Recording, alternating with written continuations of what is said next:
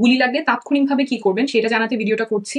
গুলি লাগার পরে মাত্র 3 থেকে 5 মিনিটের মধ্যে রক্তক্ষরণ হয়ে মানুষ মারা যেতে পারে।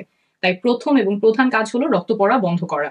কিভাবে রক্ত পড়া বন্ধ করবেন সেটা সহজভাবে বুঝিয়ে বলছি।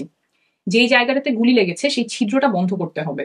এই ক্ষেত্রে সবচেয়ে ভালো সমাধান হচ্ছে হিমোস্ট্যাটিক ড্রেসিং। এটা আমরা হাসপাতালে ব্যবহার করি, কিন্তু আন্দোলনের মাঠে যেহেতু এটা পাওয়া যাবে না, তাই 3টা বিকল্প বলছি যেটা আপনি হয়তো হাতের কাছে পাবেন। প্রথমটা হলো সার্জিক্যাল গজ। সার্জিক্যাল গজ ব্যবহার করতে পারেন, বেশিরভাগ ফার্মেসিতে অল্প দামে কিনতে পাওয়া যায়।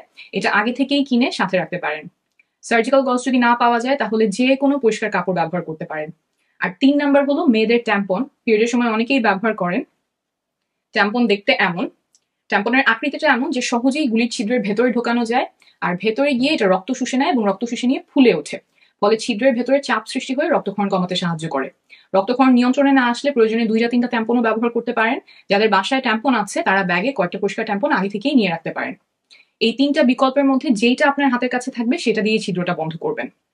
এর পরের কাজ হচ্ছে গুলি লাগা জায়গাটাতে চাপ প্রয়োগ করা, যাতে রক্ত পড়া কমে। সবচেয়ে ভালো হয় যদি প্রেসার ড্রেসিং বা প্রেসার ব্যান্ডেজ করা যায়। আন্দোলনের মাঝে সেটা হয়তো সম্ভব হবে না, সেক্ষেত্রে হাতের কাছে যে কোনো পরিষ্কার ব্যান্ডেজ বা পরিষ্কার কাপড় পেঁচিয়ে তার উপরে জায়গাটাতে হাত দিয়ে চাপ প্রয়োগ করবেন। এক্ষেত্রে 2টা জিনিস খুব ভালো কাজে আসতে পারে। একটা হচ্ছে বাচ্চাদের যে ডাইপার এবং মেয়েদের স্যানিটারি প্যাড, কারণ এগুলো পরিষ্কার থাকে, রক্ত শুষে নিতে পারে এবং কিছুটা ভারী হওয়ার ফলে তুলনামূলক বেশি চাপ প্রয়োগ হবে। ডাইপার বা স্যানিটারি প্যাডের যে নরম দিকটা আছে, নরম দিক যেটা, সেটা আহত জায়গার উপরে বসাবেন, তার উপরে হাত দিয়ে চাপ দিবেন। এখানে একটা জিনিস খুব গুরুত্বপূর্ণ, আপনি ব্যান্ডেজ, কাপড়, ডাইপার বা প্যাড যাই ব্যবহার করেন না কেন, তার সাথে সাথে জায়গাটার উপরে হাত দিয়ে শক্ত করে চাপ দিয়ে রাখবেন। প্রয়োজনে হাঁটু দিয়েও চাপ দিতে পারেন, কারণ শুধুমাত্র ব্যান্ডেজ বা কাপড় পেঁচিয়ে দিলে সাধারণত যথেষ্ট চাপ প্রয়োগ হয় না। এই ক্ষেত্রে একটা ভুল করবেন না, এগুলো যদি রক্তে ভিজে যায় তাহলে তুলে ফেলবেন না, এর ওপরেই নতুন কাপড় বা ব্যান্ডেজ ব্যবহার করবেন। আর খেয়াল করবেন যে গুলি কি শরীর থেকে বের হয়ে গিয়েছে কিনা। যদি বের হয়ে গিয়ে থাকে তাহলে বের হওয়ার জায়গা থেকেও রক্তক্ষরণ হবে এবং একই নিয়মে সেখান থেকেও রক্তক্ষরণ বন্ধ করার চেষ্টা করবেন। যদি হাতে বা পায়ে গুলি লেগে থাকে এবং সেখান থেকে মারাত্মক রক্তক্ষরণ হতে থাকে, যে কাজগুলো বললাম সেগুলো করার পরেও রক্ত পড়া বন্ধ হচ্ছে না, কাপড়টা রক্তে ভিজে যাচ্ছে, তাহলে গুলি লাগা জায়গার 2 থেকে 3 ইঞ্চি উপরে টর্নিকেট বেঁধে দিবেন।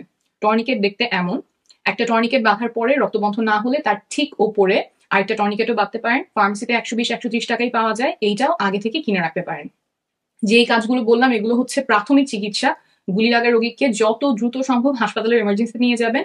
যেতে যেতে এই কাজগুলোর মধ্যে যতখানি করা সম্ভব ততটুকুই করবেন। রক্ত পড়া বন্ধে ব্যাগে কি কি রাখতে পারেন আবার একবার গুছিয়ে বলে দিচ্ছি।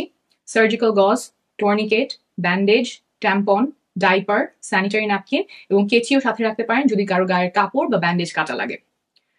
আশা করি এই পরিস্থিতিতে আমাদের কারো কখনো পড়তে না হয়। আপনাদের জন্য অনেক অনেক শুভকামনা থাকলো।